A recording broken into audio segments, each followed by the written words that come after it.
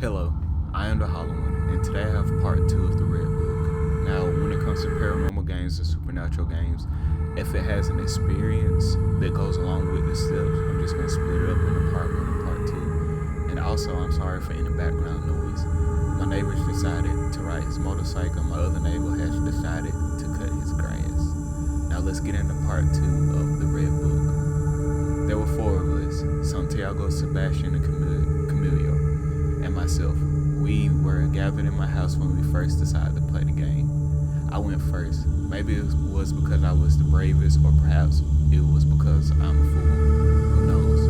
The point is that I was first to pick up the book, close my eyes, and say, "Red Book, can I enter your game?" I opened a page at random and put my finger on it. The answer was something completely devoid of meaning, so I gave the book to Santiago, who repeated my actions. He placed his finger on the blank page, so he handed the book to Camilio. We continued for several turns without obtaining any of a proper answer, until finally something happened. It was Camilio's turn, so he said, "Red Book, can I enter your game?" The sentence he had pointed to was, "I will grant you an opportunity." Finally, one of us had managed to enter the game. Camilio also got a positive response, so it was my turn. I closed my eyes and concentrated as much as I could. "Red Book, can I enter your game?" I asked. The answer I got left me baffled. "One who perseveres will reach his goal." Of course, I interpreted this as being a positive response. I wanted to enter the game because I was dying to ask the question, but would have to wait my turn. I passed the book to Santiago, but he did not get a proper response to his question. Camilo took the book. He thought for a while and finally asked, "Red Book, is there any ghost in my house?" He opened the book and got his answer. Man is always looking for answers to the unknown. The response left us astonished, but it was Sebastian's turn next. He got permission to enter the game. I was so excited that it was finally my turn. I did not know how much I would regret asking, "Red Book, will I be safe tonight?" This was the answer I received. 2 men appeared and their dreams turned into nightmares. The candles I had arranged on the table flickered anonymously, but they did not go out. I looked at my friends and they could not stop laughing at the frightened expression on my face. "I think tonight I'm going to have to sleep with my mother," joked Camilo nervously. I passed the book to Santiago.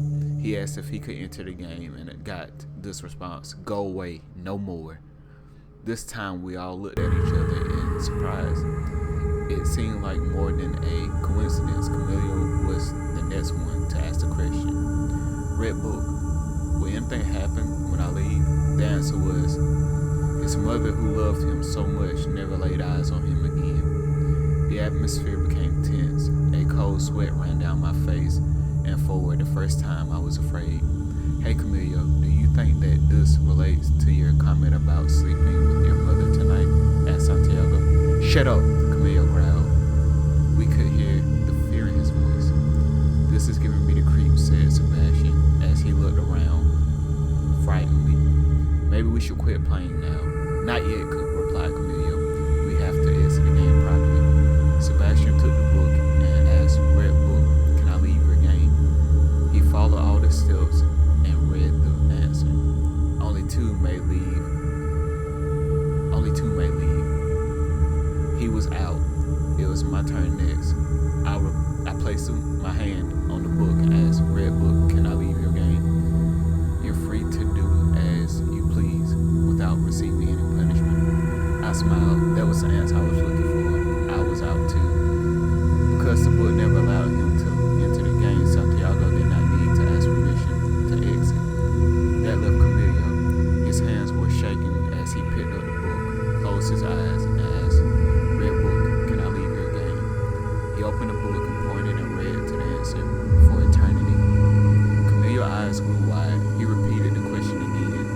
His voice was trembling with fear. The response was, "From darkness it comes, stalking relentlessly."